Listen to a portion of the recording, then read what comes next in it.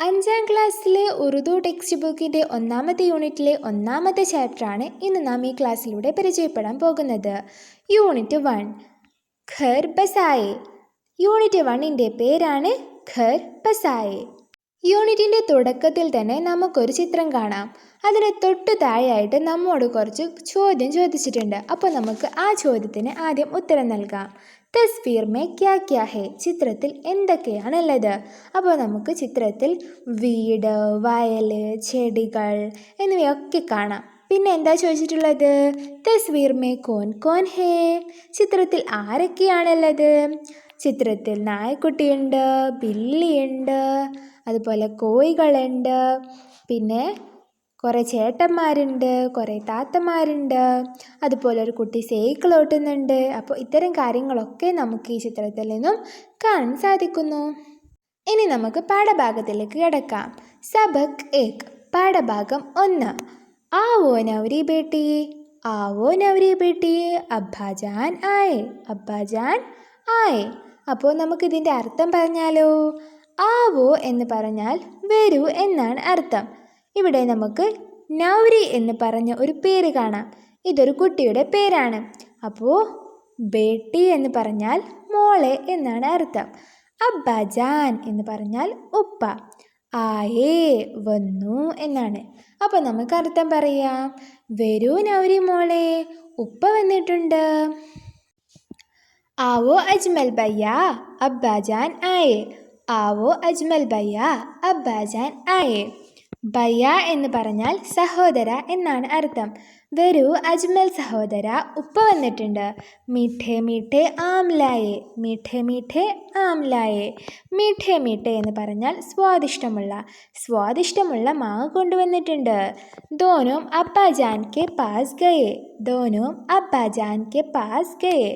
ദോനോം എന്ന് പറഞ്ഞാൽ രണ്ടുപേരും, പാസ് അടുത്ത്, രണ്ടുപേരും ഉപ്പയുടെ അടുത്തേക്ക് പോയി. നൗരി ഖുഷി സെ ഖീത് ഖാനെ ലഗി, നൗരി ഖുഷി സെ ഖീത് ഖാനെ ലഗി. ഖുഷി എന്ന് പറഞ്ഞാൽ സന്തോഷം, ഖീത് എന്ന് പറഞ്ഞാൽ ഖാനം. ഖീത് എന്ന് പറഞ്ഞാൽ എന്താണ്? ഖാനം, പാട്ട് എന്നൊക്കെ പറയാം. അപ്പോൾ നൗരി സന്തോഷത്തോടെ പാട്ട് പാടാൻ തുടങ്ങി. അപ്പോൾ അച്ഛൻ വന്ന സന്തോഷത്തിൽ നൗരി പാട്ട് പാടുകയാണ്. അവളുടെ പാട്ടിൻ്റെ പേരാണ് അബ്ബ ആയേ, അബ്ബ ആയേ, ഉപ്പ വന്നു.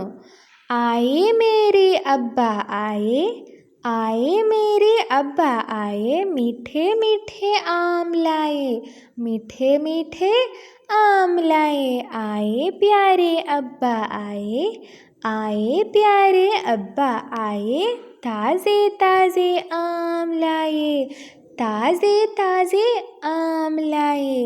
ആയി മേരി അമ്മി ആയി, ആയി മേരി അമ്മി ആയി, മേരി പ്യാരി അമ്മി ആയി, മേരി പ്യാരി അമ്മി ആയി.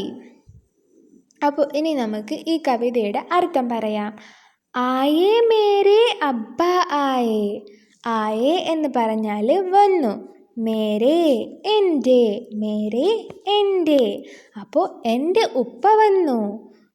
മീഠേ മീഠേ ആം ലായേ, മീഠേ മീഠേ സ്വാദിഷ്ടമുള്ള, അപ്പോൾ സ്വാദിഷ്ടമുള്ള മാങ്ങ കൊണ്ടുവന്നു.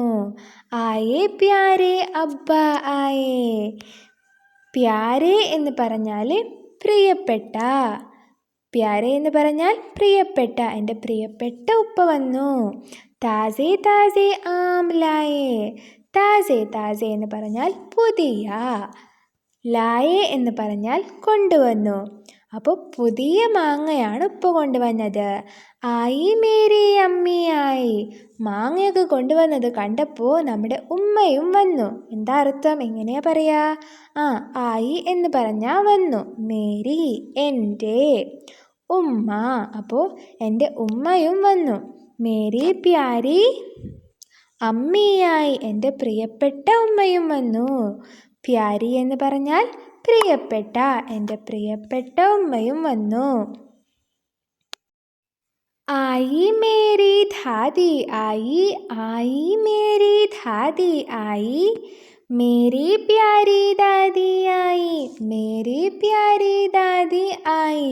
आए मेरे दादा आए, आए मेरे दादा आए, पक्के पक्के आम खाए, पक्के पक्के आम खाए।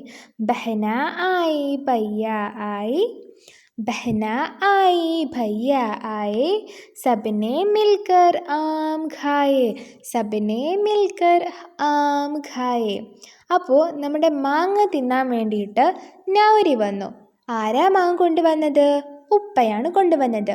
ഉപ്പയ്ക്ക് അബ്ബ എന്നാണ് പറയുന്നത്.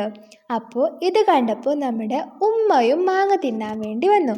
ഉമ്മയ്ക്ക് ഉമ്മി എന്ന് പറയുന്നു. ഇവർ കൂടാതെ ചിലരും വന്നിട്ടുണ്ട്. ആരൊക്കെയാണെന്നല്ലേ? ദാദി വന്നിട്ടുണ്ട്. ദാദി എന്ന് പറഞ്ഞാൽ മുത്തശ്ശി. പിന്നെ വന്നിട്ടുള്ളതാണ് ദാദ. ദാദ എന്ന് പറഞ്ഞാൽ മുത്തശ്ശൻ. പിന്നെ ബഹന വന്നിട്ടുണ്ട്. ബഹന എന്ന് പറഞ്ഞാൽ സഹോദരി.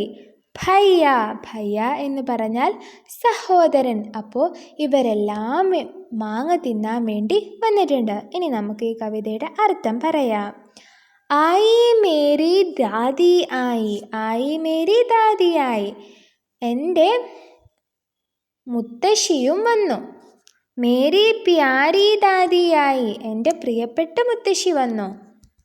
ആയേ മേരെ ദാദാ ആയേ, എൻ്റെ മുത്തശ്ശൻ വന്നു. പിന്നെ പക്കേ പക്കേ ആം ഗായേ, പക്കേ പക്കേ പാകമുള്ള മാങ്ങ തിന്നു.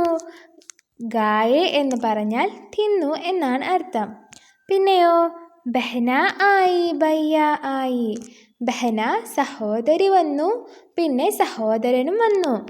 പിന്നെയോ സബ്നെ മിൽക്കർ ആം ഗായേ, എല്ലാവരും ഒന്നിച്ചിരുന്ന് മാങ്ങ കഴിച്ചു. ഇതോടുകൂടെ ഈ പാഠഭാഗത്തിൻ്റെ ക്ലാസ് ഇവിടെ അവസാനിച്ചിരിക്കുന്നു. ഇനി നമുക്ക് ഈ പാഠഭാഗത്തിൻ്റെ വർക്കുമായിട്ട് വീണ്ടും കാണാം.